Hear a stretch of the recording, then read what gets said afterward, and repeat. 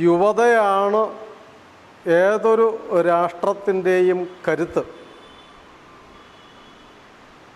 ലോകത്തിലെ ഏത് രാഷ്ട്രവും പുരോഗതിയെ പ്രാപിക്കുന്നത്, വിജയത്തിലേക്ക് മുന്നേറുന്നത്, സൃഷ്ടിന്മുഖമായ പ്രവർത്തനങ്ങൾ നടത്തുന്നതൊക്കെ ആ നാടിൻ്റെ വഴിപിഴയ്ക്കാത്ത യുവതയുടെ പ്രവർത്തനത്തെ ആശ്രയിച്ചിരിക്കും.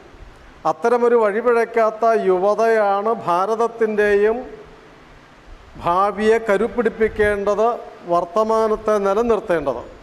പക്ഷെ അങ്ങനെ വർത്തമാനത്തെ നിലനിർത്തി ഭാവിയെ കരുപ്പിടിപ്പിക്കാൻ കഴിയുന്ന ഒരു യുവതയായി നമ്മൾ മാറണമെങ്കിൽ സ്വാഭാവികമായും അവർക്ക് കൃത്യമായ ദിശാബോധവും കാഴ്ചപ്പാടും ജീവിത വീക്ഷണവും ഒക്കെ ആവശ്യമാണ്.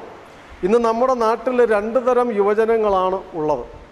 ഒന്ന്, ലക്ഷ്യബോധമില്ലാതെ മദ്യത്തിനും മയക്കുമരുന്നിനും അടിമകളായി അരാജകവാദികളുടെ തരത്തിൽ ജീവിച്ച് സമൂഹത്തിന് ശല്യവും രാഷ്ട്രത്തിന് ശാപവുമായി മാറുന്ന തരത്തിലുള്ള ഒരു യുവജന വിഭാഗം ഇന്ന് ഭാരതത്തിലെമ്പാടും വളർത്തിക്കൊണ്ടിരിക്കുന്നു. വിശേഷിച്ചും നമ്മുടെ വിദ്യാലയങ്ങളിലും കലാലയങ്ങളിലും സർവകലാശാലകളിലും ഒക്കെ. അതിൽ തന്നെ വലിയ പ്രശസ്തമായ സർവകലാശാലകളിൽ വളർന്നു വരുന്ന യുവജനങ്ങളിൽ ബഹുഭൂരിപക്ഷവും ഒരു അരാജകവാദികളായി മാറുന്ന അവസ്ഥയിലേക്കാണ് നമ്മൾ കാര്യങ്ങൾ കണ്ടുകൊണ്ടിരിക്കുന്നത്. അത്തരം അരാജകവാദികളായി എല്ലാവിധ ലഹരികൾക്കും അധപ്പതനങ്ങൾക്കും വിധേയമായി ജീവിക്കുന്ന ഒരു യുവതയെക്കൊണ്ട് ഒരു രാജ്യവും പുരോഗതിയെ പ്രാപിക്കുകയില്ല, ഒരു സമൂഹവും മുന്നോട്ട് പോവുകയില്ല. ഭാരതത്തിൽ രണ്ട് തരത്തിൽപ്പെട്ട യുവജനങ്ങളുമുണ്ട്. ഒരു കൂട്ടർ ഇങ്ങനെ വഴിപിഴച്ചു പോകുന്നവരാണെങ്കിൽ, രണ്ടാമതൊരു കൂട്ടർ ലക്ഷ്യബോധമുള്ള, ആദർശബോധമുള്ള, രാഷ്ട്രഭക്തിയുള്ള, ദേശപ്രേമമുള്ള, സമൂഹത്തിന് നന്മ ചെയ്യണമെന്ന് ആഗ്രഹിക്കുന്ന ഒരു വലിയ വിഭാഗം യുവജനങ്ങളും നമ്മുടെ നാട്ടിൽ ഇന്നുണ്ട്. ഭാരതത്തിൽ ഭാഗ്യവശാലും നിർഭാഗ്യവശാലും ഈ രണ്ടു കൂട്ടരും ഉണ്ട്, വേണ്ടത്ര ശക്തിയിലുണ്ട് എന്നുള്ളതാണ് ഒരു പ്രധാനപ്പെട്ട കാര്യം. ഇതിൽ രണ്ടാമത് പറഞ്ഞ കൂട്ടരുടെ പ്രതിനിധിയായിരുന്നു, അഥവാ അവരുടെ മാതൃകാ പുരുഷനാണ് സ്വാമി വിവേകാനന്ദൻ. ലക്ഷ്യബോധമുള്ള, ആദർശബോധമുള്ള, രാഷ്ട്രഭക്തിയുള്ള, രാജ്യസ്നേഹം ഒരു പക്ഷേ ഇത്രയും തീവ്രതരമായി ആധുനിക ഭാരതത്തിൽ ഉണ്ടാകുവാൻ കാരണം, ദേശീയ ബോധം ഇത്ര ദൃഢതരമായി ആധുനിക ഭാരതത്തിൽ കത്തിജ്വലിക്കുവാൻ കാരണം ഒരു പക്ഷേ സ്വാമി വിവേകാനന്ദൻ ആയിരിക്കണം. കാരണം അത്രയും ഉജ്ജ്വലമായ ദേശഭക്തിയുള്ള, അത്രയും തീവ്രമായ ആദർശബോധമുള്ള, അത്രയും സമർപ്പണ മനോഭാവമുള്ള ഒരു ഹിന്ദുവായി ജീവിച്ച ഒരു പക്ഷേ രണ്ടാമതൊരാൾ ഉണ്ടാവില്ല. ആ വിവേകാനന്ദ സ്വാമികളുടെ തീവ്രമായ ദേശഭക്തിയും രാഷ്ട്രബോധവും ഒക്കെയാണ് പിന്നീട് വന്ന സ്വാതന്ത്ര്യ സമര നേതാക്കന്മാർക്കും സേനാനികൾക്കും സ്വാതന്ത്ര്യാനന്തരം നമ്മുടെ ആദർശബോധമുള്ള യുവജനങ്ങൾക്കും മാതൃകയായി മാറിയത് ആ സ്വാമി വിവേകാനന്ദനാണ്. ആ സ്വാമി വിവേകാനന്ദനാണ് ഒരു തരത്തിൽ പറഞ്ഞാൽ ആധുനിക ഭാരതത്തിൻ്റെ രാഷ്ട്രപിതാവ്. കാരണം ഇന്ത്യയുടെ രാഷ്ട്രപിതാവ് മഹാത്മാഗാന്ധിയാണ്, നമ്മൾക്കെല്ലാവർക്കും അറിയാം. അത് 1947 ഒരു രാജ്യമാണല്ലോ ഇന്ത്യ എന്ന് പറയുന്നത്. പക്ഷേ ഭാരതം അനാദിയാണ്. എത്രയോ നൂറ്റാണ്ടുകളായി, സഹസ്രാബ്ദങ്ങളായി, യുഗങ്ങളായി, മന്വന്തരങ്ങളായി നിലനിൽക്കുന്ന ഒരു സംസ്കാരമാണ് ഭാരതത്തിൻ്റേത്. ഇന്ന് യുഗാദിയാണ്, പുതിയ യുഗം ആരംഭിക്കുന്നു. യുഗം എന്ന് പറഞ്ഞാൽ രണ്ട് തരത്തിൽ നമുക്കതിനെ കാണാം. ഒന്ന്, യുഗങ്ങൾ എന്ന് പറയുന്ന നമ്മുടെ ഭാരതീയ കാലഗണനയുണ്ട്. അത് ആ അർത്ഥത്തിലാണ് ഇന്ന് ഈ ഏപ്രിൽ 13 എന്ന് പറയുന്നത് യുഗാദിയായി മാറുന്നത്. പക്ഷേ മറ്റൊന്ന്, സമൂഹത്തെ പരിവർത്തിപ്പിക്കുന്ന, കാലത്തെ പരിവർത്തിപ്പിക്കുന്ന വ്യക്തികളുണ്ടാവും. സമൂഹത്തിനെ നിയന്ത്രിക്കാൻ കഴിയുന്ന വ്യക്തികൾ, ലോകത്തിനെ സ്വാധീനിക്കുന്ന വ്യക്തികൾ. അവരുടെ പ്രവർത്തനം കൊണ്ട് സമൂഹത്തിൽ, ലോകത്തിൽ വലിയ പരിവർത്തനമുണ്ടാവും. ആ പരിവർത്തനത്തിനും യുഗപരിവർത്തനമെന്ന് പറയാം. അതുകൊണ്ടാണ് അത്തരക്കാരെ യുഗപുരുഷന്മാരെന്ന് പറയുന്നത്. അങ്ങനത്തെ ഒരു യുഗപുരുഷനായിരുന്നു സ്വാമി വിവേകാനന്ദൻ. വിവേകാനന്ദൻ്റെ കാലം എന്ന് പറയുന്നത്, സ്വാമി വിവേകാനന്ദൻ്റെ കാലം എന്ന് പറയുന്നത് ഏറ്റവും അധപ്പതിച്ചൊരു കാലമാണ്. അദ്ദേഹം ജീവിച്ചിരുന്ന കാലം ഭാരതീയരെ സംബന്ധിച്ച് ഏറ്റവും അധപ്പതിച്ച, ഏറ്റവും അപമാനിതരായി, വിദേശികളാൽ ചവിട്ടി അരയ്ക്കപ്പെട്ട്, കൊള്ള ചെയ്യപ്പെട്ട്, അടിമയാക്കപ്പെട്ട്, നിരക്ഷര കുക്ഷികളായി, ജാതീയമായ ഉച്ചനീചത്വങ്ങൾ കൊണ്ട് കലഹിച്ച് അധപ്പതിച്ച് എല്ലാ അംശത്തിലും എല്ലാ രംഗങ്ങളിലും തകർന്ന് തരിപ്പണമായ ഒരു ഭാരതം. മാത്രമല്ല ഭാരതത്തിൽ വന്ന വിദേശികളായ, ഭാരതത്തിൽ ജീവിക്കുന്ന സ്വദേശികളായ പരിഷ്കാരികളെ കൊണ്ട് ആക്ഷേപിക്കപ്പെട്ട ഭാരതം, അപമാനിക്കപ്പെട്ട ഭാരതം, യൂറോപ്യന്മാരും ആയിട്ടുള്ള വിദേശികളും സ്വദേശത്തിലെ പരിഷ്കാരികളും ഒക്കെ ഒരേപോലെ ഭാരതീയതയെ, ഹിന്ദുത്വത്തെ, ഈ നാടിൻ്റെ സംസ്കൃതിയെ, ഈ നാടിൻ്റെ പാരമ്പര്യത്തെ ഒക്കെ ആക്ഷേപിച്ച് അപമാനിച്ചുകൊണ്ടിരുന്ന ഒരു കാലം. അത്തരമൊരു കാലമായിരുന്നു സ്വാമി വിവേകാനന്ദൻ ജീവിച്ചിരുന്നത്. അത്തരമൊരു കാലത്തിലായിരുന്നു. അങ്ങനെ വിദേശത്തും സ്വദേശത്തുമുള്ള ഈ അപമാനത്തിൻ്റെ ഇടയിൽ ഒരു ഒറ്റയാൾ പട്ടാളത്തെ പോലെ തലയെടുത്ത് നിന്നു സ്വാമി വിവേകാനന്ദൻ. അദ്ദേഹം തല ഉയർത്തി നിൽക്കുക മാത്രമല്ല, ആ അകത്തും പുറത്തു നിന്നുമുള്ള ഈ ആക്ഷേപങ്ങളുടെ അട്ടഹാസങ്ങൾക്ക് നടുവിൽ നിന്നുകൊണ്ട് ഉച്ചൈസ്തരം ഭാരതീയതയെ ഉദ്ഘോഷിച്ചയാളാണ് സ്വാമി വിവേകാനന്ദൻ. ഹിന്ദുത്വത്തിൻ്റെ മാഹാത്മ്യത്തെക്കുറിച്ച്, അതിൻ്റെ സവിശേഷതയെക്കുറിച്ച്, അതിൻ്റെ കെട്ടകാര്യങ്ങളുണ്ട്, അതൊക്കെ അംഗീകരിച്ചു കൊണ്ട് തന്നെ കെട്ടകാര്യങ്ങളെ തുടച്ചു മാറ്റിയാൽ തെളിഞ്ഞു നിൽക്കുന്ന അതിവിശാലമായ, ബൃഹത്തായ, അതിപുരാതനമായ, അതിപ്രാചീനമായ, അതിമഹത്തായ ഒരു സാംസ്കാരിക ധൈഷണിക പാരമ്പര്യം ഭാരതത്തിനുണ്ട് എന്നും അത് ലോകത്തിന് സംഭാവന ചെയ്യുവാൻ വേണ്ടിയാണ് ഭാരതം ജീവിച്ചിരിക്കുന്നത് എന്നും സ്വാമി വിവേകാനന്ദൻ അന്ന് അക്കാലത്ത് എല്ലാവരോടും, സ്വദേശികളോടും വിദേശികളോടും ഒക്കെ ഒരേപോലെ പറയുകയുണ്ടായി.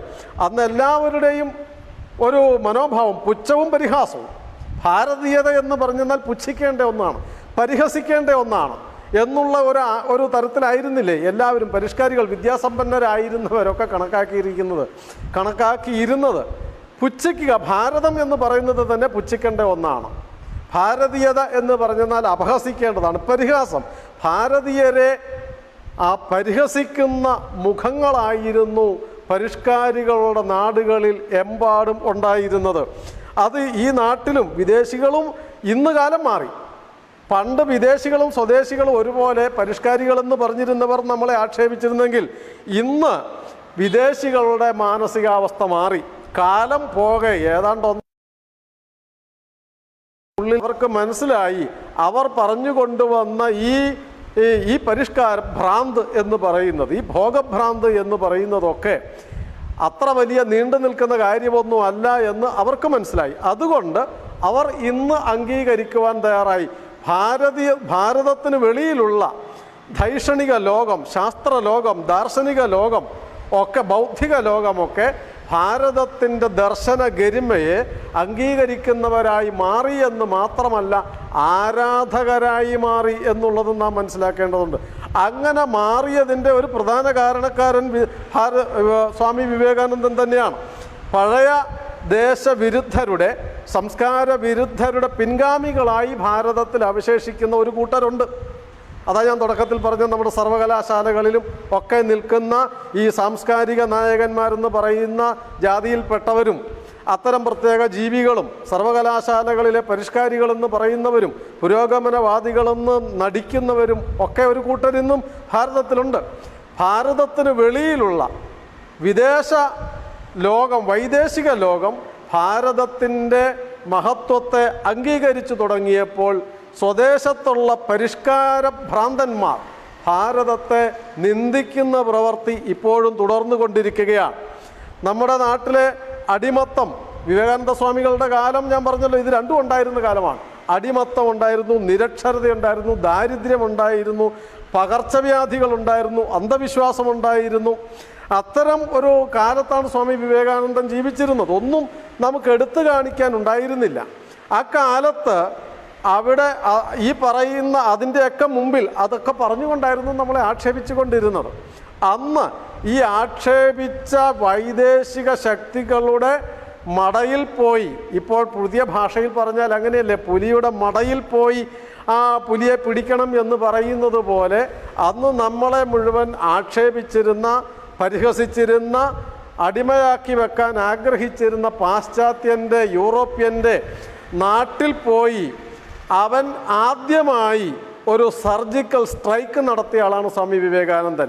ശത്രുപാളയത്തിൽ പോയി വെല്ലുവിളിച്ചില്ലേ, നിങ്ങൾ ഈ പറയുന്ന പരിഷ്കാരമൊക്കെ വെറും കെട്ടുകഥയാണ്, അതൊരു നൂറ്റാണ്ട് പോലും തികയുകയില്ല എന്ന് സ്വാമി വിവേകാനന്ദൻ അവരുടെ മടയിൽ പോയി അവരോട് വിളിച്ചു പറഞ്ഞു. നിങ്ങളൊക്കെ ഒന്നിനും കൊള്ളാത്ത മീശ വെച്ച ശിശുക്കൾ, എന്നാണ് സ്വാമി വിവേകാനന്ദൻ അത്തരക്കാരെക്കുറിച്ച് പറഞ്ഞത്. നിങ്ങളെക്കുറിച്ച്, യൂറോപ്യന്മാരെക്കുറിച്ച് പറഞ്ഞത് നിങ്ങളൊക്കെ വെറും മീശ വെച്ച ശിശുക്കളാണ്, മീശയുണ്ടെന്നല്ലാതെ അതിനുള്ള വിവരമോ വിവേകമോ ഒന്നും നിങ്ങൾക്കില്ല, നിങ്ങൾ യഥാർത്ഥ ഭാരതത്തെ കണ്ടിട്ടില്ല എന്ന് പറഞ്ഞുകൊണ്ട് ആദ്യമായി ഈ പരിഹസിച്ച ലോകത്തിൻ്റെ നടുവിൽ പോയി നിന്ന് അവരെ വെല്ലുവിളിക്കുകയും അവിടെ ഒരു സർജിക്കൽ സ്ട്രൈക്ക് നടത്തി എല്ലാവരെയും വീഴ്ത്തി.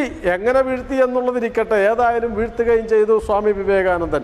അന്ന് തൊട്ട് ഇങ്ങോട്ട് നമ്മുടെ നാട്ടിൽ ഈ രണ്ട് കൂട്ടരും ഉണ്ടായി. ഒന്ന് പരിഹസിക്കുന്നവരും പുച്ഛിക്കുന്നവരും നിലനിൽക്കുന്നു, ഒപ്പം തന്നെ വിവേകാനന്ദ സ്വാമികൾ കാണിച്ചു തന്ന വഴിയെ വരുന്ന പുതിയ ഒരു തലമുറ, ഒരു യുവജന വിഭാഗം അന്ന് തൊട്ട് ഇങ്ങോട്ട് വളർന്നു വരികയാണ്. അന്ന് വിവേകാനന്ദ സ്വാമികളുടെ കാലത്ത് ഞാൻ പറഞ്ഞു ദാരിദ്ര്യവും ഇതൊക്കെ ഉണ്ടായിരുന്ന ആ കാലത്താണ് സ്വാമി വിവേകാനന്ദൻ അതിൻ്റെ മുമ്പിൽ നിന്നുകൊണ്ട് ഭാരതത്തിൻ്റെ മഹത്വം വിളിച്ചു പറഞ്ഞത്. അദ്ദേഹം പോരാട്ടം ആരംഭിച്ചത് അവരുടെ മടയിൽ പോയി നിന്നാണ് എന്ന് ഞാൻ പറഞ്ഞു. പിന്നീടാണ് ആഭ്യന്തര ശത്രുക്കളെ അദ്ദേഹം നേരിടുവാൻ തയ്യാറായത്. ഈ യുദ്ധം, അദ്ദേഹം തുടങ്ങി വെച്ച ഈ യുദ്ധമുണ്ടല്ലോ, അത് തൽക്കാലം അവസാനിക്കുന്നില്ല. വിവേകാനന്ദ സ്വാമികൾ തുടങ്ങി വെച്ച ആ മഹായുദ്ധം ഇപ്പോൾ അവസാനിച്ചിട്ടില്ല, ഇനി തൽക്കാലം അവസാനിക്കുമെന്നും വിചാരിക്കുന്നില്ല. പക്ഷേ അതിൻ്റെ പടയാളികളായി മാറേണ്ടത് യുവജനങ്ങളാണ്, നമ്മളാണ്, നിങ്ങളാണ്. ഈ നാട്ടിലെ വിദ്യാസമ്പന്നരും അല്ലാത്തവരുമായ യുവതീ യുവാക്കളാണ് വിവേകാനന്ദ സ്വാമികൾ കാണിച്ചു തന്ന ഈ പടയുടെ മുമ്പിൽ നിന്ന് നമ്മളാണ് ഇനി നയിക്കേണ്ടത്. ആ യുദ്ധം വാളും ബോംബും കൊണ്ടുള്ള യുദ്ധമല്ല, പിന്നെയോ ആശയം കൊണ്ടുള്ള യുദ്ധമാണ്. പുറത്ത് നമ്മളെ പരിഹസിക്കുന്നവർ, പുറത്തെന്ന് പറഞ്ഞെന്നാൽ ഈ ഭാരതത്തിൻ്റെ സാംസ്കാരിക ലോകത്തിന് പുറത്ത് നിൽക്കുന്ന, ഭാരതത്തിൻ്റെ ഭൂമിശാസ്ത്രപരമായി ഭാരതത്തിനുള്ളിൽ തന്നെയുള്ള, ഭാരതത്തിനെ എതിർക്കുന്ന ഈ പരിഹസിക്കുന്ന ശത്രുക്കളൊന്ന്, ഭാരതത്തിന് വെളിയിൽ അവർക്ക് പിന്തുണ കൊടുക്കുന്ന മറ്റൊരു കൂട്ടർ. ഈ രണ്ട് കൂട്ടരോടും നമ്മൾ യുദ്ധം ചെയ്യാൻ തയ്യാറായിരിക്കുകയാണ്. ഈ യുദ്ധം ബോംബ് കൊണ്ടുള്ളതല്ല, ഈ യുദ്ധം വാളുകൊണ്ടും തീ കൊണ്ടും ഉള്ളതല്ല, പിന്നെയോ അതിനപ്പുറം ആശയം കൊണ്ടുള്ള യുദ്ധമാണ്. വേദാന്തമാണ് നമ്മുടെ കയ്യിലുള്ള ഒരേ ഒരായുധം. വിവേകാനന്ദ സ്വാമികൾ നമ്മുടെ കൈകളിൽ വെച്ച് തന്ന അതിബൃഹത്തായ, അദൃശ്യമെന്ന് തോന്നാവുന്ന, ഒരു തരത്തിൽ പറഞ്ഞെന്നാൽ സോഫ്റ്റ് പവർ എന്നൊക്കെ പറയത്തില്ലേ, ആ സോഫ്റ്റ് പവറാണ് വേദാന്തം. ഹാർഡ് പവറാണ് ബോംബും വാളും ഒക്കെ, ഹാർഡ് പവറാണ്. അത് വെച്ച് യുദ്ധം ചെയ്യാം, ആർക്കും, അത് പരിശീലിക്കുന്ന ആർക്കും യുദ്ധം ചെയ്യാം. പക്ഷേ ലോകത്തിൽ വിജയിച്ചിട്ടുള്ളത് ഹാർഡ് പവറല്ല, സോഫ്റ്റ് പവറാണ്. വേദാന്തം എന്ന് പറയുന്നത് സോഫ്റ്റ് പവറാണ്. ആ സോഫ്റ്റ് പവറാണ് നമ്മുടെ കയ്യിലുള്ള ആയുധം. നമ്മുടെ കയ്യിൽ വിവേകാനന്ദ സ്വാമികൾ വെച്ച് തന്ന ഒരേ ഒരായുധം.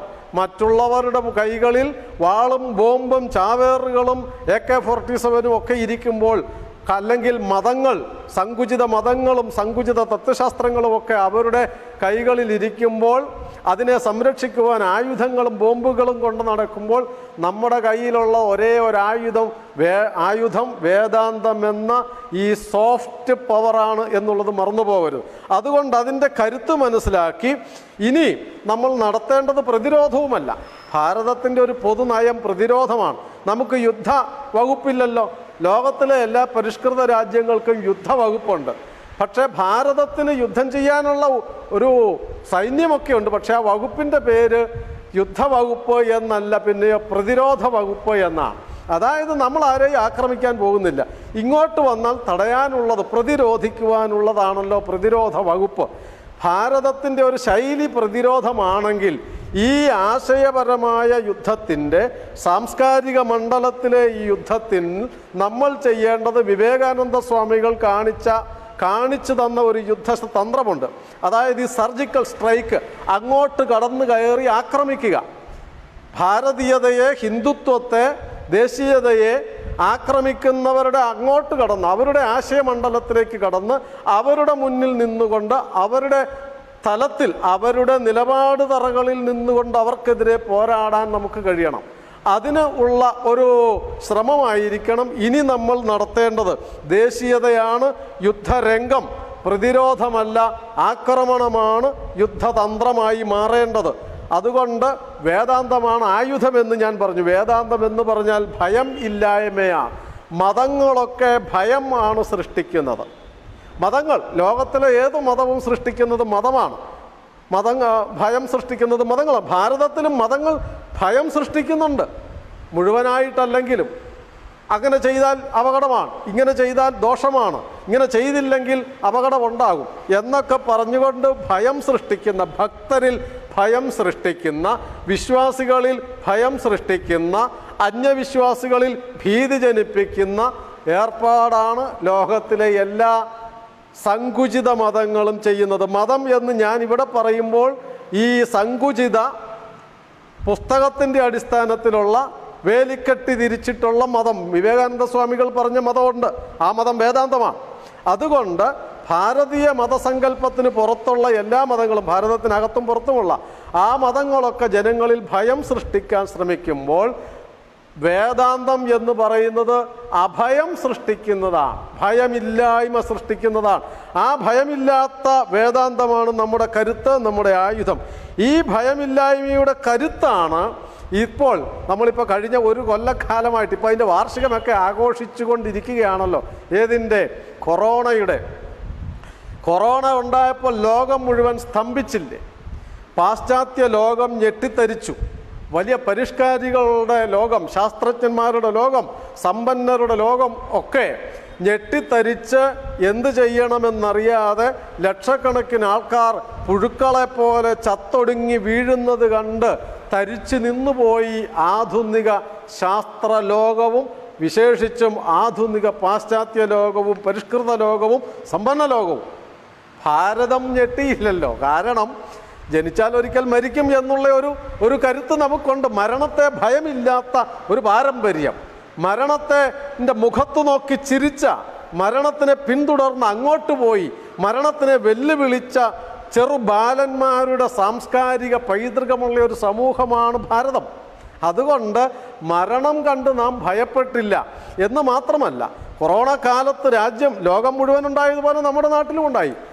മരണങ്ങളുണ്ടായി, കൂട്ടമരണങ്ങളുണ്ടായി, ജനങ്ങളിൽ ഭീതിയുണ്ടായി, പലരും ഭയപ്പെട്ടു. സ്വന്തം ഭർത്താവിനെ പോലും വീട്ടിൽ കയറ്റാൻ ഭയപ്പെട്ട ഭാര്യമാരുണ്ടായി. മക്കളെ ആട്ടിയകറ്റുന്ന മാതാപിതാക്കൾ ഉണ്ടായിട്ടില്ലെങ്കിലും അങ്ങനെ ഉണ്ടാവുന്നൊരു സാഹചര്യമുണ്ടായി. സഹോദരങ്ങളെ തമ്മിൽ അകറ്റി എല്ലാവരും പരസ്പരം സംശയിച്ചും ഭയപ്പെട്ടും കഴിഞ്ഞപ്പോൾ ഈ വേദാന്തത്തിൻ്റെ കരുത്തുള്ളിലുണ്ടായിരുന്ന ഭാരതമുണ്ടല്ലോ. ഭാരതത്തിൽ രണ്ടുണ്ടെന്ന് ഞാൻ പറഞ്ഞില്ലേ? ഒന്ന് വേദാന്തത്തെ എതിർക്കുന്ന, ഭാരതത്തെ എതിർക്കുന്നൊരു കൂട്ടർ, വേദാന്തത്തെ പിന്തുടരുന്ന വിവേകാനന്ദ സ്വാമികളുടെ പിൻഗാമികൾ. ആ പിൻഗാമികൾ എന്ത് ചെയ്തു? കൊറോണയല്ല, നമ്മുടെ നാടൻ ഭാഷയിൽ പറഞ്ഞാൽ അവൻ്റെ അപ്പൻ വന്നാൽ പോലും എന്ന് പറയുന്നത് പോലെ ഈ വേദാന്തം കയ്യിലുണ്ടായിരുന്ന സമൂഹം എന്ത് ചെയ്തു? അവർ ഭയലേശമന്യേ മുൻകരുതലൊക്കെ എടുത്തിട്ടാണെങ്കിലും അവർ സമൂഹത്തിലേക്ക് ഇറങ്ങി. എല്ലാവരും ഭയപ്പെട്ട് വീട്ടിൽ ഒളിച്ചിരുന്നപ്പോൾ, ഒറ്റമുറിയിൽ അടച്ചിരുന്നപ്പോൾ വേദാന്തത്തിൻ്റെ ഉൾക്കരുത്തുണ്ടായിരുന്ന ഭാരതീയ സാംസ്കാരിക പൈതൃകം പേറുന്ന യുവജനങ്ങളും അല്ലാത്തവരും പ്രസ്ഥാനങ്ങളും അടക്കം സമൂഹത്തിലേക്ക് ഇറങ്ങി പുറപ്പെടുകയല്ലേ ചെയ്തത്? അങ്ങോട്ട് പോയി രോഗികളുടെ അടുത്തേക്ക്, ബന്ധുക്കൾ പോലും ആട്ടി അകറ്റിയപ്പോൾ അത്തരം രോഗികളുടെ അടുത്തേക്ക്, അവിടേക്ക് പോയി അവരെ ശുശ്രൂഷിക്കാൻ, അവിടേക്ക് പോയി അവർക്ക് ആഹാരം കൊടുക്കുവാൻ, അവിടേക്ക് പോയി അവരുടെ വീട്ടുകാര്യങ്ങൾ ചെയ്യുവാൻ, അവർക്ക് വേണ്ട എല്ലാ പരിചരണങ്ങളും സാന്ത്വനങ്ങളും സഹായങ്ങളും സംരക്ഷണങ്ങളും നൽകുവാൻ ഒരു വലിയ വിഭാഗം, ഭാരതീയത ഉൾക്കൊള്ളുന്നൊരു വലിയ വിഭാഗം തയ്യാറായില്ലേ? അത് എന്ത് കരുത്താ? മരുന്ന് കണ്ടുപിടിച്ചിട്ടില്ലല്ലോ, മരുന്ന് കണ്ടിട്ടായിരുന്നില്ലല്ലോ ആ പ്രവൃത്തി ചെയ്തത്. മരിക്കുന്നെങ്കിൽ മരിക്കട്ടെ എന്ന് വിചാരിച്ചുകൊണ്ടാണ്, മരണത്തെ ഭയക്കാത്ത ഒരു വേദാന്ത സമൂഹം ഭാരതത്തിലുണ്ടായിരുന്നത് കൊണ്ട് അത് ചെയ്തത്. കൊറോണ കൊണ്ട് രണ്ട് കൂട്ടർ നമ്മുടെ നാട്ടിലുണ്ട്. രണ്ട് ഗുണം നമുക്കുണ്ടായി. രണ്ട് ഗുണമാണ് ഈ കൊറോണ കാലത്തുണ്ടായതെന്ന് വേണമെങ്കിൽ പറയാം. രണ്ട് കാര്യം. ഒന്ന്, കൊറോണയുടെ കാലത്ത് ഒറ്റപ്പെട്ട് ജീവിച്ച് നിരാശരായി തകർന്നു പോയ ഒരു കൂട്ടർ, അതുപോലെ തന്നെ ആത്മഹത്യ ചെയ്ത വിദ്യാർത്ഥികളടക്കം ഈ കൊച്ചു കേരളത്തിൽ 178 സ്കൂൾ കുട്ടികളാണ് ആത്മഹത്യ ചെയ്തത്. ഒറ്റപ്പെട്ടു പോയതിൻ്റെ പേരിൽ ആത്മഹത്യ ചെയ്തത്. അവരുടെ വീട്ടിൽ അച്ഛനുണ്ട്, അമ്മയുണ്ട്, സഹോദരങ്ങളുണ്ട്. എന്നിട്ടും അവരൊറ്റപ്പെട്ടു പോയി എന്ന് തോന്നിയാൽ മറ്റു കൂട്ടുകാരോട് കൂടിച്ചേരാൻ കഴിയാതെ ഒറ്റപ്പെട്ടു പോയ 178 കുട്ടികൾ കൊച്ചു കേരളത്തിൽ ആത്മഹത്യ ചെയ്തു. പരിഷ്കൃത കേരളത്തിൽ, സാംസ്കാരിക കേരളത്തിൽ, സാക്ഷര കേരളത്തിൽ.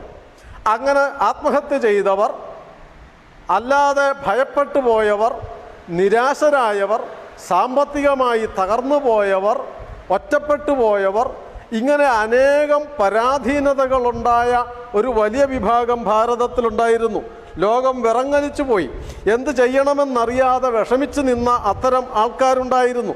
പലരും ലഹരിക്കടിമയായി. ചിലർ ഒറ്റയ്ക്കിരുന്ന് ജീവിച്ച് സോഷ്യൽ മീഡിയയിലും ഇൻ്റർനെറ്റിലുമെല്ലാം പരതി അവരുടെ വ്യക്തിജീവിതം തകർന്നുപോയി, അരാജകവാദികളായി അധപ്പതിച്ചു പോയി. അതായിരുന്നു കൊറോണ കാലത്തുണ്ടായ ഒരു ദൂഷ്യവശം. പക്ഷെ മറുവശത്തെന്തുണ്ടായി? മറ്റൊരു കാര്യം ഉണ്ടായില്ലേ? പുതിയ അനേകം കാര്യങ്ങളുണ്ടായി. ഏത്? പുതിയ സംരംഭങ്ങളുണ്ടായി. എത്രയോ പുതിയ സംരംഭങ്ങൾ. പണി നഷ്ടപ്പെട്ട, തൊഴിൽ നഷ്ടപ്പെട്ട, കച്ചവടം നഷ്ടപ്പെട്ട, കൃഷി നഷ്ടപ്പെട്ട ചെറുപ്പക്കാരൊക്കെ അവനവൻ്റെ ഉപജീവന മാർഗം മുടങ്ങിയപ്പോൾ പുതിയ മാർഗങ്ങൾ കണ്ടെത്തുവാൻ തയ്യാറായി വലിയൊരു വിഭാഗം ഭാരതീയരും യുവജനങ്ങൾ വിശേഷിച്ചു. എന്തെങ്കിലും കലയോ സാംസ്കാരികമോ സാഹിത്യമോ ആയ അല്പമാത്രമായ കഴിവെങ്കിലും ഉണ്ടായിരുന്ന വലിയൊരു വിഭാഗം അവർ ഈ ആധുനിക സോഷ്യൽ മീഡിയയും ഒക്കെ ഉപയോഗിച്ചുകൊണ്ട് ആരാലും അറിയപ്പെടാതെ കിടന്നിരുന്ന ആയിരക്കണക്കിന് കലാകാരന്മാരും കലാകാരികളും മറ്റ് രംഗങ്ങളിൽ പ്രവർത്തിച്ചിരുന്നവരും ലോകത്തിൻ്റെ നാനാ ദിക്കിലേക്ക് അവർ പ്രശസ്തരായി മാറിയില്ലേ? ഈ കൊച്ചു കേരളത്തിൻ്റെ മുക്കിലും മൂലയിലും ഇരുന്ന്, കാട്ടിൽ പോലും ഇരുന്നു കൊണ്ട് കലാപരിപാടികൾ അവതരിപ്പിച്ച് ഫേസ്ബുക്കിലോ സോഷ്യൽ മീഡിയയിലോ ഒക്കെ റെക്കോർഡ് ചെയ്ത് ലോകത്തിൻ്റെ നാനാഭാഗങ്ങളിലേക്ക് അയച്ചില്ലേ? അവരുടെ പ്രതിഭകൾ കൂടുതൽ വളർന്നു വന്നില്ലേ? പുതിയ കഴിവുകൾ പ്രകാശിച്ചു വന്നില്ലേ? കൊറോണയുടെ ഒരു നേട്ടമല്ലേ? പോരാ, കോടീശ്വരന്മാരായി കഴിഞ്ഞിരുന്നവർ, ലംബോർഗിനിയിൽ മാത്രം യാത്ര ചെയ്തിരുന്ന കോടീശ്വരപുത്രന്മാരും പുത്രിമാരും ഒക്കെ വെറുതെ കുത്തിയിരുന്ന് സാധാരണക്കാരൻ കൊടുക്കുന്ന കഞ്ഞിയോ പരിപ്പോ പയറോ കഴിച്ച് കഴിയുവാൻ പഠിച്ചില്ലേ? അങ്ങനെയുള്ള എന്തെല്ലാം പ്രവർത്തനങ്ങൾ അവർ നേരിട്ടു. കൊറോണയുടെ കാലത്ത് തൊഴിൽ നഷ്ടപ്പെട്ടവർ പുതിയ സംരംഭങ്ങൾ കണ്ടുപിടിച്ചു. സാമ്പത്തികമായി വളരെ ഉന്നത നിലയിൽ ജീവിച്ചു പോകുന്നവർ ലഘുവായി ചെലവ് കുറഞ്ഞ് ജീവിക്കുവാൻ പഠിച്ചു.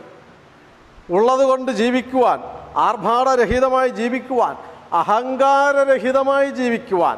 ഇതൊക്കെ കൊറോണയുടെ ഫലമല്ലേ? അഹങ്കാരത്തെ വർജിക്കുവാൻ പഠിച്ചു. സ്നേഹിക്കുവാൻ, സഹകരണത്തോടു കൂടി ജീവിക്കുവാൻ, ശാരീരികമായി അകലം പാലിച്ചപ്പോഴും മാനസികമായി അടുപ്പം പാലിക്കേണ്ടത് എങ്ങനെ എന്നൊക്കെ പഠിച്ചില്ലേ? അതൊക്കെ പഠിക്കുവാനുള്ള ഒരു അവസരമായി മാറിയില്ലേ ഈ കൊറോണ കൊണ്ട്? വാസ്തവത്തിൽ കൊറോണ കൊണ്ട് നമ്മളെ സംബന്ധിച്ച്, ഭാരതീയരെ സംബന്ധിച്ച്, ഈ സംസ്കാരത്തിൽ അഭിമാനിക്കുന്നവരെ സംബന്ധിച്ച് നമ്മൾ കൂടുതൽ ഉൾക്കരുത്തുള്ളവരായി മാറി എന്ന് മാത്രമല്ല, ജീവിക്കാൻ പഠിച്ചു, സേവിക്കുവാനും പഠിച്ചു. ഇത്രയും കാലം ജീവിക്കുവാൻ മാത്രം പഠിച്ചിരുന്നവർ, ആർഭാടത്തോടുകൂടി, ആഹ്ലാദത്തോടുകൂടി, ആമോദത്തോടുകൂടി അടിച്ചു പൊളിച്ചു മാത്രം ജീവിച്ചിരുന്നവർ എങ്ങനെയാണ് അന്യരെ സേവിക്കേണ്ടത് എന്ന് പഠിച്ചില്ല.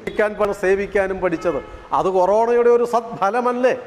അത്തരം ഫലങ്ങൾ ഈ കൊറോണ കാലത്തുണ്ടായി എന്നുള്ളതും, ഈ നമ്മൾ എന്തുകൊണ്ട് ഭയമില്ലാതെ ലോകം മുഴുവൻ, ഞാൻ പറഞ്ഞല്ലോ, ആശ്ചര്യപ്പെടുകയും ഭയപ്പെടുകയും ചെയ്ത വേളയിൽ ആ ലോകത്തിന് മുഴുവൻ ഇപ്പോൾ ഇത് കൊടുക്കുവാൻ, ഈ മൃതസഞ്ജീവനി കൊടുക്കുന്ന ഹനുമാനായി ഭാരതം മാറിയില്ലേ? മരിച്ചു വീഴുന്ന മനുഷ്യക്കൂട്ടങ്ങളെ, ജീവജാലങ്ങളെ രക്ഷപ്പെടുത്തുവാനുള്ള മൃതസഞ്ജീവനി നൽകുന്ന ഹനുമാനായി ഭാരതം മാറിയെങ്കിൽ അതൊക്കെ ഈ ഭാരതത്തിൻ്റെ ഉൾക്കരുത്തിൻ്റെ ഒരു അടയാളവും കൂടിയാണ്. കൊറോണ വന്ന് 3 മാസം കഴിഞ്ഞപ്പോൾ ഒരു ചെറുപ്പക്കാരൻ, എനിക്ക് സോഷ്യൽ മീഡിയയിൽ ചർച്ചയിൽ ഇടപെടാറുള്ള ഒരു കമ്മ്യൂണിസ്റ്റ് ചെറുപ്പക്കാരൻ പറഞ്ഞു, അവിടെ കാനഡയിലോ അല്ല ക്യൂബയിലോ മറ്റോ ഇതിൻ്റെ മരുന്ന് കണ്ടുപിടിച്ച് തുടങ്ങി എന്നൊക്കെ കേട്ടപടി അയാൾ മെസ്സേജ് അയച്ചു. കണ്ടല്ലോ, ഇങ്ങനെ വലിയ വാചകം അടിച്ചിരിക്കാനല്ലാതെ മരുന്ന് തരണമെങ്കിൽ ക്യൂബയിൽ നിന്ന് വരണം എന്നൊക്കെ പറഞ്ഞു. അതിനുശേഷം ക്യൂബയിൽ നിന്നും വന്നില്ല, അമേരിക്കയിൽ നിന്നും വന്നില്ല, എവിടെ നിന്നും വന്നില്ല. ലോകത്തിൻ്റെ മുഴുവൻ ഫാർമസിയായിട്ട് ഭാരതം മാറിയെങ്കിൽ ഈ പറയുന്ന ഉൾക്കരുത്തിൻ്റെ അടിസ്ഥാനത്തിൽ ജീവിച്ചതുകൊണ്ടാണ്. ജീവിക്കാൻ പഠിച്ചു, ജീവിപ്പിക്കുവാൻ പഠിച്ചു, സേവിക്കുവാനും പഠിച്ചു. ആ സേവനം ചെയ്യുവാൻ, സേവനം ഒരു സഹായമായിട്ടല്ല നമ്മളെ സംബന്ധിച്ച്, ഭാരതീയരെ സംബന്ധിച്ച് സേവനം എന്നുള്ളത് ആരാധനയാണ്. വിവേകാനന്ദ സ്വാമികൾ പറഞ്ഞത്, രാമകൃഷ്ണ മിഷൻ ആരംഭിച്ചപ്പോൾ അദ്ദേഹം ആ മിഷൻ്റെ പ്രവർത്തകരുടെ മുമ്പിൽ വെച്ചുകൊടുത്ത മുദ്രാവാക്യം ആത്മനോ മോക്ഷാർത്ഥം ജഗദ്ഹിതായ ച. ആ ജഗത്തിൻ്റെ ഹിതത്തിനായി പ്രവർത്തിച്ചുകൊണ്ട് ആത്മാവിൻ്റെ മോക്ഷത്തെ നേടുക എന്നുള്ളതാണ്. മോക്ഷം എന്നുള്ളത് അടച്ചിട്ട മുറിയിലിരുന്ന് മൂക്ക് ചീറ്റിയിട്ട് നേടുന്നതല്ല, മറിച്ച് ലോകത്തിന് നന്മ ചെയ്തുകൊണ്ട്, സേവനം ചെയ്തുകൊണ്ട് അങ്ങനെ ചെയ്യുവാനുള്ള ഒരു കരുത്താണ് വേദാന്തത്തിലൂടെ വിവേകാനന്ദ സ്വാമികൾ തന്നത്. ഭയമില്ലായ്മ എന്ന് ഞാൻ പറഞ്ഞല്ലോ. ഉപനിഷത്ത് എന്ന് പറഞ്ഞാൽ അഭയം നൽകുന്നു എന്ന് പറഞ്ഞാൽ ഭയം ഇല്ലായ്മ സൃഷ്ടിക്കുന്നു എന്നാണ്.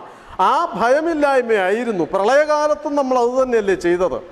ആയിരക്കണക്കിന് ആൾക്കാർ ഇങ്ങനെ ഗതിയില്ലാതെ ജീവിക്കേണ്ടി വന്നപ്പോൾ, മരണത്തിനെ മുഖാമുഖം കണ്ടപ്പോൾ സ്വന്തം ജീവിതം പോലും തൃണവൽഗണിച്ചുകൊണ്ട് സേവന പ്രവർത്തന രംഗത്തിലേക്ക് പതിനായിരക്കണക്കിന് ലക്ഷക്കണക്കിന് നമ്മുടെ ചെറുപ്പക്കാർ ചാടിപ്പുറപ്പെട്ട് വീഴുകയും പലരും മരിക്കും, ആത്മാഹൂതി ചെയ്യേണ്ടി വന്നിട്ടുണ്ട്, സ്വന്തം ജീവിതം നഷ്ടപ്പെടുത്തേണ്ടി വന്നിട്ടുണ്ട്. ഞാൻ പറഞ്ഞത് അങ്ങനെ ദുരന്തമുഖത്താണെങ്കിലും ദുരിത കാലഘട്ടങ്ങളിലാണെങ്കിലും പകർച്ചവ്യാധിയുടെ ഘട്ടങ്ങളിലാണെങ്കിലും അപകടങ്ങളുടെയും കഷ്ടപ്പാടുകളുടെയും മുൻപിലാണെങ്കിലും അപ്പോഴൊക്കെ ആത്മവിശ്വാസത്തോടുകൂടി പിടിച്ചു നിൽക്കുവാൻ ഭാരതീയരെ പഠിപ്പിച്ചുകൊണ്ടിരുന്നത് ഈ വേദാന്തമാണ് എന്ന് പറയുവാനാണ് ഞാനിത് സൂചിപ്പിച്ചത്. ദുരിതകാലത്തെ നേരിടുമ്പോൾ വിവേകാനന്ദ സ്വാമികൾ അത് പറഞ്ഞിട്ടുണ്ട്. എന്നെ നിങ്ങൾ ശിഷ്യന്മാർക്ക് കത്തെഴുതി, അമേരിക്കയിൽ നിന്നും ഇംഗ്ലണ്ടിൽ നിന്നുമൊക്കെ അങ്ങനെ കത്തെഴുതിക്കൊണ്ടിരുന്നപ്പോൾ അദ്ദേഹം പറഞ്ഞു, എന്നെ കൂടുതൽ ആക്ഷേപിക്കുവാൻ ശ്രമിക്കുമ്പോൾ, ആക്രമിക്കുവാൻ ശ്രമിക്കുമ്പോൾ, കാരണം അവിടെ യൂറോപ്പിലും മറ്റ് മിഷണറിമാരും ഭാരതത്തിൽ നിന്ന് തന്നെ പോയ ചില മറ്റ് ചില സംഘടനാ പ്രവർത്തകരും ഒക്കെ വിവേകാനന്ദ സ്വാമികളെ ആക്ഷേപിക്കുവാനും അപകീർത്തിപ്പെടുത്തുവാനും ഒക്കെ ശ്രമിച്ചു. മിഷണറിമാർ കൊല്ലാൻ വരെ ശ്രമിച്ചു, വിഷം കൊടുത്തു കൊല്ലുവാൻ ശ്രമിച്ചിട്ടുണ്ട് വിവേകാനന്ദ സ്വാമികളെ. പാശ്ചാത്യ പര്യടന കാലത്ത്, അമേരിക്കയിൽ പോയി ഈ ചിക്കാഗോ പ്രസംഗത്തിൻ്റെ കാലത്ത് അതിനെ സൂചിപ്പിച്ചുകൊണ്ട് വിവേകാനന്ദ സ്വാമികൾ കത്തെഴുതിയപ്പോൾ പറഞ്ഞു, നിങ്ങൾക്കറിയുമല്ലോ എന്നെ ആക്രമിക്കുവാൻ മുതിരും തോറും, എന്നെ എതിർക്കുവാൻ തയ്യാറാകും തോറും എൻ്റെ കരുത്ത് വർദ്ധിക്കുകയാണ് ചെയ്യുന്നത് എന്ന് നിങ്ങൾ ക്ഷീണിതനാണെങ്കിലും, ശാരീരികമായും മാനസികമായും ഞാൻ ക്ഷീണിതനാണെങ്കിൽ പോലും എന്നെ എതിർക്കുന്നു എന്ന് വന്നാൽ, എന്നെ എന്ന് പറഞ്ഞെന്നാൽ ഈ സംസ്കാരത്തെ, ഈ ദേശീയതയെ, ഈ ധർമ്മത്തെ, ഈ വേദാന്തത്തെ എതിർക്കുന്നു എന്ന് പറഞ്ഞാൽ എൻ്റെ കരുത്ത് വർദ്ധിക്കും. അതാണ് വേദാന്തത്തിൻ്റെ കരുത്ത്. എതിർക്കും തോറും ശക്തി വർദ്ധിക്കുന്നതാണ് വേദാന്തത്തിൻ്റെ കരുത്ത്. അതുകൊണ്ട് വിവേകാനന്ദ സ്വാമികൾ പറഞ്ഞത്, ഭാവിയിലെ വിചാരശീലരായ ആൾക്കാരുടെ മുഴുവൻ മതം വേദാന്തമായിരിക്കും. ഭാവി ലോകത്തിലെ, ഭാരതത്തിലെ മാത്രമല്ല പറഞ്ഞത്, ഭാവി ലോകത്തിലെ വിചാരശീലരായ മുഴുവൻ ആൾക്കാരുടെയും മതം വേദാന്തമായിരിക്കും. ആ വേദാന്തത്തിൽ നിന്ന് പോയതൊക്കെ ലോകത്തിലെ എല്ലാ മതങ്ങളിലുമുള്ളൂ. ക്രിസ്തു മതമാകട്ടെ, ജൂതമതമാകട്ടെ, ഇസ്ലാം മതമാകട്ടെ, ബുദ്ധമതമാകട്ടെ, വേദാന്തത്തിൽ പറയാത്ത എന്ത് കാര്യമാണ് ഉള്ളത്? ഈ ലോകത്തിലെ എല്ലാ മതങ്ങളും അടിസ്ഥാനപരമായി 3 ഘടകങ്ങളിലാണ് ഉൾക്കൊണ്ടിരിക്കുന്നത്. 3 തരത്തിലാണത് പ്രവർത്തിക്കുന്നത്. അത് 3ഉം ഭാരതത്തിൻ്റെ ഇതാണ്. ഒന്ന്, ഒരു സൃഷ്ടികർത്താവും സൃഷ്ടിയും. ദൈവം പ്രപഞ്ചത്തെ സൃഷ്ടിച്ചു. ഇതാണല്ലോ സെമറ്റിക് മതങ്ങളുടെ മുഴുവൻ കാഴ്ചപ്പാട്, വീക്ഷണം, സൃഷ്ടിയും സൃഷ്ടികർത്താവും എന്നുള്ളത്. അതാണ് ദ്വൈതം എന്ന് വേദാന്തത്തിൽ പറയുന്നത്. വേദാന്തത്തിലേക്കുള്ള പ്രയാണത്തിലെ ദ്വൈതമാർഗം എന്ന് പറയുന്നത് സൃഷ്ടിയും സൃഷ്ടികർത്താവും 2ആണ് എന്നുള്ളതാണ്. പിന്നീട് അങ്ങോട്ട് പോയാൽ വിശിഷ്ട അദ്വൈതം, സൃഷ്ടികർത്താവും സൃഷ്ടികളും തമ്മിൽ ബന്ധമുണ്ട് എന്ന് പറയുന്ന മറ്റൊരു ചിന്താഗതി, അതാണ് വിശിഷ്ട അദ്വൈതം. അവസാനം ജ്ഞാനത്തിൻ്റെ പാരമ്യതയിൽ, അറിവിൻ്റെ മൂർധന്യതയിൽ, ശാസ്ത്രത്തിൻ്റെ അന്തിമവേളയിൽ, ശാസ്ത്ര അന്വേഷണത്തിൻ്റെ പരിസമാപ്തിയിൽ രണ്ടാമതൊന്നില്ല എന്ന സത്യം തിരിച്ചറിയുന്നതിനെയാണ് അദ്വൈതം എന്ന് പറയുന്നത്. ഈ അദ്വൈതത്തിലും വിശിഷ്ടാദ്വൈതത്തിലും ദ്വൈതത്തിലും പറയാത്ത എന്ത് കാര്യമാണ് ഇസ്ലാം മതം പറയുന്നത്, അല്ലെങ്കിൽ ക്രൈസ്തവ മതം പറഞ്ഞിട്ടുള്ളത്, അല്ലെങ്കിൽ ബുദ്ധമതമോ സിഖ് മതമോ ലോകത്തിലെ ഏത് മതവും എടുത്തുകൊള്ളുക, വേദാന്തത്തിൻ്റെ ഈ നമ്മുടെ ഭാരതീയ ദർശനത്തിനുള്ളിൽ പറയാത്തതൊന്നും ലോകത്തിൽ ഇന്നോളം ഒരു മത വിദ്വാൻമാരും പറഞ്ഞിട്ടില്ല, ഒരു മതപ്രവാചകന്മാരും പറഞ്ഞിട്ടില്ല. അതുകൊണ്ടാണ് വിവേകാനന്ദ സ്വാമികൾ പറഞ്ഞത്, ഭാവിയിലെ വിചാരശീലരായ മുഴുവൻ ആൾക്കാരുടെയും ഭാവി ലോകത്തിൻ്റെ മതം വേദാന്തമായിരിക്കുമെന്ന് പറയാൻ കാരണം, മതമെന്നാൽ ആധ്യാത്മികതയാണ് എന്ന് തിരിച്ചറിയണം. നൈസർഗികമായ ദിവ്യതയുടെ ആവിഷ്കരണത്തിനെയാണ് ആധ്യാത്മികത എന്ന് പറയുന്നത്, മതം എന്ന് പറയുന്നത്. മതം എന്നാൽ ആധ്യാത്മികത, ആധ്യാത്മികത എന്ന് പറഞ്ഞാൽ എന്താണ് എന്ന് ചോദിച്ചെന്നാൽ ഒരൊറ്റ വാക്യത്തിൽ പറഞ്ഞെന്നാൽ നൈസർഗികമായ ദിവ്യതയുടെ ആവിഷ്കരണം, അതാണ് മതം. ആ മതമല്ലെങ്കിൽ ഈ നൈസർഗികമായ പ്രപഞ്ചത്തിലുള്ള പ്രകൃതിയിലുള്ള ഈ ദിവ്യതയെ ആവിഷ്കരിക്കുന്നതല്ല മതമെങ്കിൽ, അതിനപ്പുറത്തേക്കുള്ള പലതുമാണ് മതത്തിൻ്റെ പേരിൽ പറയുന്നതെങ്കിൽ അതിനെ മതമായി കണക്കാക്കാൻ കഴിയില്ല, ഒരു കൊള്ളസംഘമായി കണക്കാക്കാൻ കഴിയുള്ളൂ. അതിനെ മതമായി വിചാരിക്കാൻ കഴിയില്ല. ഈ ദിവ്യതയെ ആവിഷ്കരിക്കുന്ന പ്രവർത്തനം മാത്രമായിരിക്കണം മതം. ആത്മീയതയുടെ ഈ ആശയം പ്രചരിപ്പിക്കപ്പെടുമ്പോൾ സ്വാഭാവികമായി വേദാന്തത്തിൻ്റെ ഈ ആശയം പ്രചരിപ്പിക്കപ്പെട്ടാൽ സ്വാഭാവികമായും നാസ്തികത, ഭൗതികത അപ്രത്യക്ഷമായിക്കൊള്ളും എന്ന് വിവേകാനന്ദ സ്വാമികൾ പറഞ്ഞു. നമ്മൾ ചെയ്യേണ്ടത് വർത്തമാനകാലത്തിലെ യുവജനങ്ങൾ, ഭാരതത്തിലെ വിശേഷിച്ചും കേരളത്തിലെ യുവജനങ്ങൾ ചെയ്യേണ്ടത് ഈ വേദാന്തത്തിനെ പ്രചരിപ്പിക്കുക എന്നുള്ളതാണ്. മതത്തിൻ്റെ കൊച്ചു കൊച്ചു കാര്യങ്ങളിൽ താഴെത്തട്ടിൽ കിടന്നുകൊണ്ട് അടികൂടുകയല്ല വേണ്ടത്.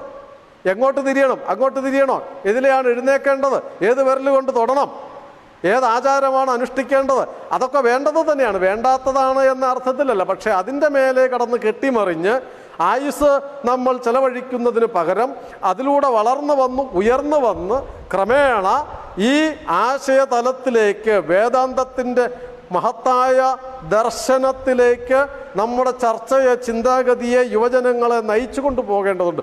നവഭാരതത്തെ നയിക്കേണ്ടതുണ്ട്. യുവഭാരതത്തെ മുന്നോട്ട് കൊണ്ടുപോകേണ്ടതുണ്ട്. അങ്ങനെ കൊണ്ടുപോകുമ്പോൾ സ്വാഭാവികമായും നാസ്തികത, ഭൗതികവാദം ഓടി ഒളിച്ചുകൊള്ളും. ചന്ദ്രൻ ഉദിക്കുമ്പോൾ കുറുനരികൾ ഓടി ഒളിക്കുന്നത് പോലെ, സൂര്യൻ ഉദിക്കുമ്പോൾ ഈ ചെന്നായക്കൂട്ടങ്ങളും ഈയാമ്പാറ്റകളുമെല്ലാം പറന്നകലുന്നത് പോലെ വെളിച്ചമുണ്ടാകുമ്പോൾ ഇരുട്ടിൻ്റെ സന്തതികൾ ആയിക്കൊള്ളും. പക്ഷേ നമ്മൾ ചെയ്യേണ്ടത്, ഈ യുവജനങ്ങൾ ചെയ്യേണ്ടത്, ഇന്ന് നമ്മുടെ മുമ്പിലുള്ള ദൗത്യം മതത്തിൻ്റെ അത്യുച്ഛമായ ഈ അവസ്ഥയെ ലോകത്തിന് പഠിപ്പിച്ചു കൊടുക്കുക എന്നുള്ളതായിരിക്കണം. ആധുനിക ആശയയുദ്ധത്തിന് വേദാന്തം മാത്രമാണ് ഉതകുക എന്ന് ഞാൻ പറഞ്ഞത് അതുകൊണ്ടാണ്. എല്ലാ മതത്തിലും 3 ഭാഗമുണ്ട് എന്ന് സ്വാമി വിവേകാനന്ദൻ പറഞ്ഞു. ഏത് മതം എടുത്താലും അതിൽ 3 ഭാഗം ഉണ്ടാവും. നമ്മുടെ ഭാരതത്തിലെ മതങ്ങൾ എടുത്താലും 3 ഭാഗമുണ്ട്. ഒന്ന് അതിൻ്റെ ഒരു തത്വശാസ്ത്രപരമായ മേഖല, ആശയപരമായ മേഖല എന്ന് വേണമെങ്കിൽ അതിനെ പറയാം. മറ്റൊന്ന് അതിൻ്റെ ഒരു പുരാണകഥാപരമായ ഭാഗം. ഏത് മതത്തിലും കുറേ കഥകളുണ്ടായിരിക്കും, കുറേ അവിശ്വസനീയമായ അതിൻ്റെ ചില വാക്യങ്ങളുണ്ടായിരിക്കാം. അതൊക്കെ എല്ലാ മതത്തിലും ഉണ്ടായിരിക്കും. മൂന്നാമത് അതിൻ്റെ ക്രിയാകലാപം എന്ന് പറഞ്ഞെന്നാൽ അതിൻ്റെ ഈ ആചാരാനുഷ്ഠാനങ്ങൾ എന്നൊക്കെ നമ്മൾ പറയുന്നില്ലേ, സാധാരണ ഹിന്ദു ജീവിത രീതിയിൽ പറയുന്ന ആചാരാനുഷ്ഠാനങ്ങൾ, അതെല്ലാ മതത്തിനും ഉണ്ടാവും. ചില അനുഷ്ഠാനങ്ങൾ ഇന്നത് ചെയ്യണം, ഇന്നത് ചെയ്യരുത്, വിധിവിലക്കുകൾ എന്നൊക്കെ പറയും. ഇതെല്ലാ മതത്തിനും ഉണ്ടാവും. ആചാരാനുഷ്ഠാനങ്ങൾ എല്ലാ മതത്തിനുമുണ്ട്. അതിൻ്റെ പുരാണകഥാഭാഗം എല്ലാ മതങ്ങളിലും ഉണ്ടാവും. താത്വികമായ ആശയതലത്തിലുള്ള ഒരു ഭാഗമുണ്ടാവും.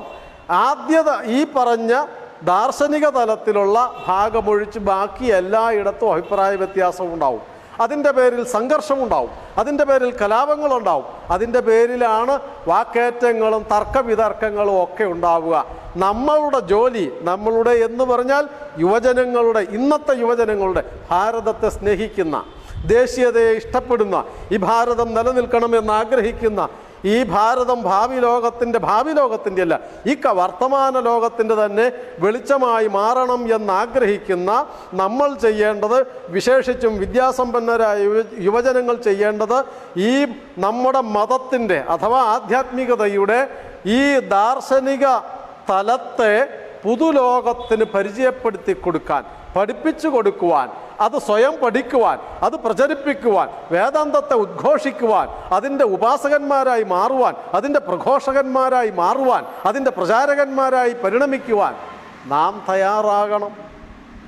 തയ്യാറാകണം എന്നുള്ളതാണ് ഇന്ന് നമ്മുടെ മേലെയുള്ള ഏറ്റവും പ്രധാനപ്പെട്ട ഒരു ഉത്തരവാദിത്വം. മുഴുവൻ ഭാരതത്തെയും ഉൾക്കൊള്ളാൻ കഴിയണമെങ്കിലും അതേ പറ്റൂ. മുഴുവൻ ഹിന്ദുക്കളെയും ഉൾക്കൊള്ളാൻ കഴിയണമെങ്കിൽ അങ്ങനെ വേണം. കാരണം ഈ പറയുന്ന വിശാലമായ ഭാരതത്തിൻ്റെ മുക്കിലും മൂലയിലുമുള്ള അനേകായിരം തരം മനുഷ്യർ, അനേകായിരം വിഭാഗങ്ങളുണ്ട്, അനേകം ഭാഷകളുള്ള, വേഷങ്ങളുള്ള, ആചാരങ്ങളുള്ള, ആഘോഷങ്ങളുള്ള മനുഷ്യരുണ്ട്.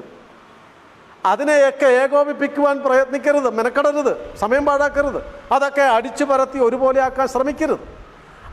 അതുകൊണ്ട് അതിലല്ല, മുഴുവൻ ഭാരതീയരെയും ഒന്നാക്കുവാൻ കഴിയണമെങ്കിൽ, ഒരൊറ്റ ചരടിൽ കോർത്ത പുഷ്പം പോലെ ആക്കുവാൻ കഴിയണമെങ്കിൽ, ഒരൊറ്റ ദേശീയ വീരപുരുഷനെ പോലെ ഉയർത്തി നിർത്തുവാൻ കഴിയണമെങ്കിൽ, നാം ഈ വിശദാംശങ്ങളിൽ കിടന്ന് കുസ്തി പിടിക്കാതെ നമ്മുടെ വേദാന്തത്തിൻ്റെ, മതത്തിൻ്റെ ആശയതലങ്ങൾ, അതിനാണ് കരുത്ത്. ആ ആശയതലത്തിൽ നിന്നുകൊണ്ട് അതിനെ നമ്മൾ പഠിക്കുകയും പ്രചരിപ്പിക്കുകയും ചെയ്യാം. സ്വാധ്യായം ചെയ്യുകയും പ്രവചനം ചെയ്യുകയും ചെയ്യുക. ഉപനിഷത്തിൽ പറയുന്ന ഒരു പ്രയോഗമുണ്ടല്ലോ, ഋതം ച സ്വാധ്യായ പ്രവചനേച സത്യം ച സ്വാധ്യായ പ്രവചനേച ധർമ്മം ച സ്വാധ്യായ പ്രവചനേച. ഇതൊക്കെ സത്യം എന്ത് എന്ന് പഠിച്ചറിഞ്ഞ് പ്രചരിപ്പിക്കണം, ധർമ്മം എന്ത് എന്ന് പഠിച്ചറിഞ്ഞ് പ്രചരിപ്പിക്കണം, പഠിച്ച് അറിഞ്ഞ് പ്രചരിപ്പിക്കണം. അതായത് ഉദ്ഘോഷിക്കണം, പ്രഘോഷിക്കണം എന്നർത്ഥം. നമ്മൾ പഠിക്കുകയും പഠിച്ചത് പ്രചരിപ്പിക്കുകയും ചെയ്യണം. അത് മാത്രമാണ് നമുക്ക് ചെയ്യാൻ കഴിയുക, അതേ ചെയ്യാൻ പാടുള്ളൂ. വിശദാംശങ്ങളിൽ കിടന്ന് കുസ്തി പിടിക്കരുത്. ലോകത്തിലെ എല്ലാ മതങ്ങളും ഈ പറയുന്ന തരത്തിലേക്ക് മാറേണ്ടതുണ്ട്, മാറ്റേണ്ടതുണ്ട്. ഒന്നിനെയും തള്ളിക്കളയലല്ല നമ്മുടെ ജീവിതശൈലി. ഭാരതത്തിൻ്റെ ജീവിതശൈലി എന്ന് പറയുന്നത് അതാണ്. എന്തിനെയെങ്കിലും തള്ളിക്കളയുന്നതല്ല, ഒന്നിനെയെങ്കിലും ഉപേക്ഷിക്കുന്നതല്ല. നമ്മുടെ ഭാരതത്തിൽ നമ്മൾ ജാഗ്രത പാലിക്കേണ്ടതിനെക്കുറിച്ച് സ്വാമികൾ തന്നെ പറഞ്ഞിട്ടുണ്ട്. എന്തിനെയെങ്കിലും തള്ളിക്കളഞ്ഞുകൊണ്ട് ഇത് ശരി ഇത് തെറ്റ് എന്ന് പറഞ്ഞ് വഴക്ക് പിടിക്കലല്ല, പകരം നമ്മൾ ചെയ്യേണ്ടത് എല്ലാത്തിനെയും ഉൾക്കൊള്ളാൻ കഴിയണം. അങ്ങനെ ഉൾക്കൊള്ളാൻ കഴിയുമ്പോൾ തന്നെ നമ്മൾ ചിലപ്പോൾ അബദ്ധത്തിൽ പെട്ടുപോകാൻ സാധ്യതയുള്ളതിനെക്കുറിച്ച് വിവേകാനന്ദ സ്വാമികൾ പറഞ്ഞിട്ടുണ്ട്. അതിതാണ്, നമ്മുടെ ദൃഷ്ടിയിൽ തന്നെ ഭാരതത്തിൽ പല അപകടങ്ങളുമുണ്ട്. അവയിലൊന്ന് നഗ്നമായ ഭൗതികവാദം, മറ്റൊന്ന് അതിന് ഘടകവിരുദ്ധമായ അന്ധവിശ്വാസം, ഒന്നൊരു നീർച്ചുഴി, മറ്റേതൊരു പാറക്കെട്ട്. ഇവ രണ്ടിൽ നിന്നും നാം ഒഴിഞ്ഞു നിൽക്കണം. കടുത്ത അന്ധവിശ്വാസികളായി മാറിക്കൊണ്ട് അതിൽ കിടന്ന് ഇത് മാത്രമാണ് ഭാരതീയത, ഇത് മാത്രമാണ് ഹിന്ദുത്വം എന്ന് പറഞ്ഞുകൊണ്ട് ഗുസ്തി പിടിച്ചാൽ ആ നീർച്ചുഴിയിൽ കിടന്ന് ശ്വാസം മുട്ടി മരിക്കുകയായിരിക്കും ഭാരതത്തിൻ്റെ ഗതി. മറ്റൊന്ന് കടുത്ത ഭൗതികവാദം. നമ്മൾ ഈ പരിഷ്കരണത്തിൻ്റെ പേരിൽ, പുരോഗമനത്തിൻ്റെ പേരിൽ, ശാസ്ത്രത്തിൻ്റെ പേരിൽ ഭാരതത്തിൻ്റെ യഥാർത്ഥമായ ഈ ദർശനത്തെ, തത്വശാസ്ത്രത്തെ അറിയാതെ അതിനെ തള്ളിക്കളയുകയും തള്ളിപ്പറയുകയും പുച്ഛിക്കുകയും ചെയ്യുന്നു പരിഷ്കാരത്തിൻ്റെ പേരിൽ. അതാണ് മറ്റൊരു പാറക്കെട്ട്. അതിൽ പോയി തലതല്ലി തകർന്ന് തരിപ്പണമാകും മറുവശത്തേക്ക് പോയാൽ. ഇത് രണ്ടുമാണ് ഇന്ന് കേരളത്തിൽ സംഭവിച്ചു കൊണ്ടിരിക്കുന്നത്. ഒന്നുകിൽ ഈ നീർച്ചുഴിയിൽ കടന്ന് നമ്മൾ ഉണ്ടാക്കിയ ഈ നീർച്ചുഴിയിൽ കിടന്ന് വട്ടം കറങ്ങുകയാണ്, അതിന് പുറത്തേക്ക് ഒഴുകാൻ പറ്റുന്നില്ല. നീർച്ചുഴിയിൽ പെട്ടാൽ അങ്ങനെയാണല്ലോ, ഒഴുകാൻ പറ്റില്ല. അതൊരു ചുഴിക്കകത്ത് കടന്ന് ഇങ്ങനെ കറങ്ങി അവസാനം ആഴങ്ങളിലേക്ക് പോവുകയും ശ്വാസം മുട്ടി മരിക്കുകയുമായിരിക്കും ഫലം. അതാണ് നീർച്ചുഴിയിൽ പെട്ടാൽ. പാറക്കെട്ടിൽ തട്ടിയാലോ, ഇനി ഒഴുകാൻ തീരുമാനിച്ചു, മുന്നോട്ട് താഴോട്ട് ഒഴുകാൻ തീരുമാനിച്ചു, ഒഴുകി ബെല്ലും ബ്രേക്കും ഇല്ലാതെ ഒഴുകിപ്പോയാൽ വൻ പാറക്കെട്ടിൽ ഇടിച്ച് തല തട്ടി ചിതറി മത്സ്യത്തിന് കൊത്തിവലിക്കാൻ പാകത്തിന് തലച്ചോറെല്ലാം ചിതറി വീഴുന്ന ദുരന്തപൂർണമായ ജീവിതത്തിലേക്ക് വീണുപോകാം. ഇത് രണ്ടും ഇന്ന് കേരളത്തിൽ സംഭവിച്ചു കൊണ്ടിരിക്കുകയല്ലേ? ഇത് രണ്ടും നമ്മുടെ സർവകലാശാലകളിൽ സംഭവിച്ചു കൊണ്ടിരിക്കുകയല്ലേ? ഇത് രണ്ടും ഇന്ന് നമ്മുടെ സാമൂഹിക ജീവിതത്തിൽ സംഭവിച്ചു കൊണ്ടിരിക്കുകയല്ലേ? അതുകൊണ്ട് ഭാരതത്തിനെ മുന്നോട്ട് കൊണ്ടുപോകണമെന്നാഗ്രഹിക്കുന്ന ഉൾക്കരുത്തുള്ള യുവജനങ്ങൾ, അഥവാ ഉൾക്കരുത്താർജിക്കുന്ന യുവജനങ്ങൾ ചെയ്യേണ്ടത് ഈ രണ്ട് ചുഴിയിലും പാറക്കെട്ടിലും പെട്ട് തകർന്നു പോകാതെയും നശിച്ചു പോകാതെയും ഈ ദാർശനികമായ ഭാരതത്തിൻ്റെ ഗരിമയെ പുതുലോകത്തിന് പരിചയപ്പെടുത്താൻ, വളർന്നു വരുന്ന പുത്തൻ തലമുറകളെ പഠിപ്പിക്കുവാൻ, അതിൻ്റെ പ്രചാരകന്മാരായി മാറുവാൻ നാം തയ്യാറാകേണ്ടി വരും. ഒന്നിനെയും തള്ളിക്കളയാലല്ല ഭാരതത്തിൻ്റെ രീതി. അതൊക്കെ നമുക്ക് കരുത്താക്കി മാറ്റുവാൻ കഴിയും. ഏത് ചെറുതും നമുക്ക് കരുത്തായി മാറും.